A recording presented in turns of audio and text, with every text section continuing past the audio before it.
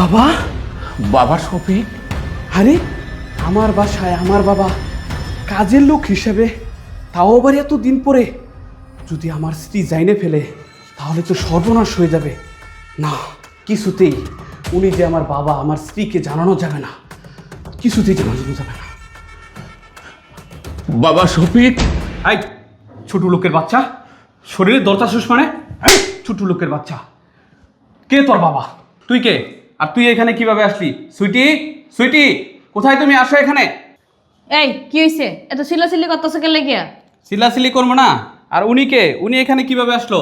উনি তো কাজের লোক, আজকে উনাকে কাজে দিলাম ওই বাসায়। ও আচ্ছা, কাজের লোক। ওনার সম্পর্কে কি তুমি জানো? তার মানে ওনার আইডি কার্ড, সমস্ত ডিটেলস সব কিছু নিছো? না, নেই নাই। তুমি যখন আসছো তুমি নিয়ে নাও, সমস্যা কি? কি বলো? তুমি একটা কাজের লোক নিবা অথচ তার সম্পর্কে জানবা না, এটা কি হয়? আর বাসা থেকে যদি সমস্ত কিছু চুরি করে নিয়ে যায় তারপরে তুমি কি করবা? শুনো, ওনাকে দেখে আমার খুব ভালো লাগছে, আর ওনার ব্যবহার, আচার ব্যবহার সব কিছু মানে আমি দেখতে পারছি, সেই জন্য ওনাকে আমি কাজে রাখছি। শোনো, ছোট লোকদের ব্যবহার না প্রথম দিকে খুব ভালো হয়। কথায় আছে না, দুষ্টু লোকের মিষ্টি কথা। তোমার কাছে ওনাকে ভালো মনে হলে কি হবে? আমার কাছে তো মনে হচ্ছে এটা একটা আস্তা চোর। আমার কাছে একদমই এই লোকটাকে ভালো মনে হচ্ছে না। শোনো, এই লোকটাকে এখনই আমার বাসা থেকে বিদায় করো। এই লোক, কাজে লোকের কোনো দরকার নাই।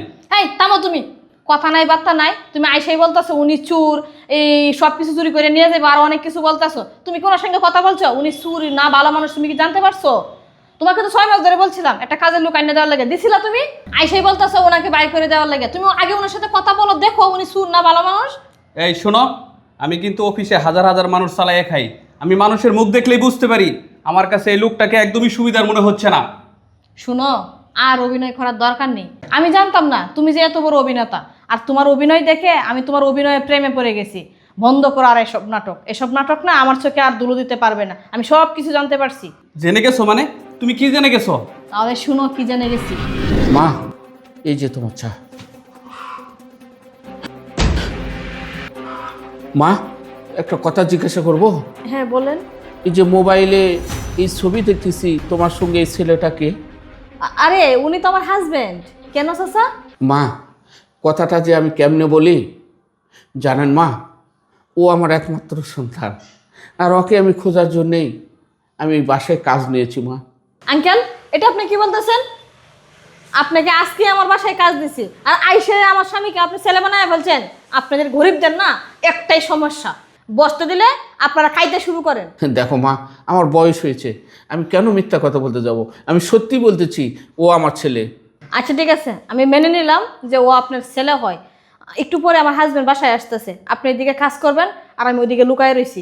যদি আপনার ছেলে হয় তাহলে তো আপনার ভাগ্য বলো, আর যদি না হয় তাহলে আপনি এমন অবস্থা করবো তা তো বুঝতেই পারছেন। ঠিক আছে, আপনি কাজ করেন, আমি ওই জায়গায় লুকায় রয়েছি। আচ্ছা ঠিক আছে মা, আমি তাই করতেছি মা, আমি তাই করতেছি। এখন বুঝতে পারছো? আরে তুমি এগুলো কি বলতেছো? উনি যা কিছু বলতেছে সব মিথ্যা বলতেছে। চুপ করো, আমার সামনে না আর অভিনয় করো না। একটা বাবা তার ছেলের সম্বন্ধে কোনো সময় মিথ্যা কথা বলতে পারে না। আসলে তুমি তো একটা অমানুষ হয়ে গেছো। আমি তোমাকে অমানুষ মনে করতেছি এখন থেকে। আমি তোমাকে একটা ভালো মানুষ মনে করতাম, কিন্তু তুমি যে এতটা অমানুষ হয়ে যাবে এটা আমি বুঝতে পারি নাই। যে বাবা তোমাকে জন্ম দিছে, তোমাকে কষ্ট করে লালন পালন করছে, পড়াশোনা করাইছে, আর সেই বাবাকে তুমি অস্বীকার করতেছো? দাঁড়াও বৌমা। শফিক, তুই আমাকে কি বললি? আমি চোর, আমি ছোট লোক, আমি অমানুষ? জানিস শফিক, তোর মনে আছে তোর বয়স যখন 3 বছর তখন তোর মা তোকে রেখে মারা যায়।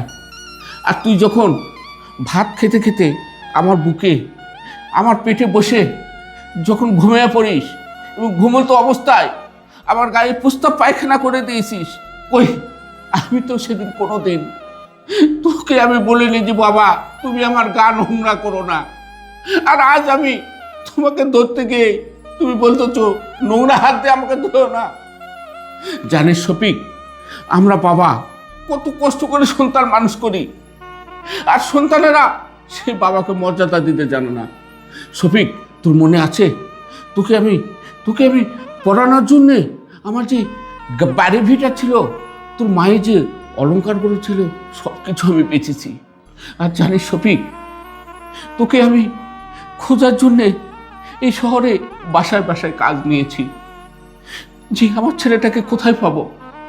কিন্তু আমি মনে করব আজকে থেকে আমার সন্তান মারা গেছে।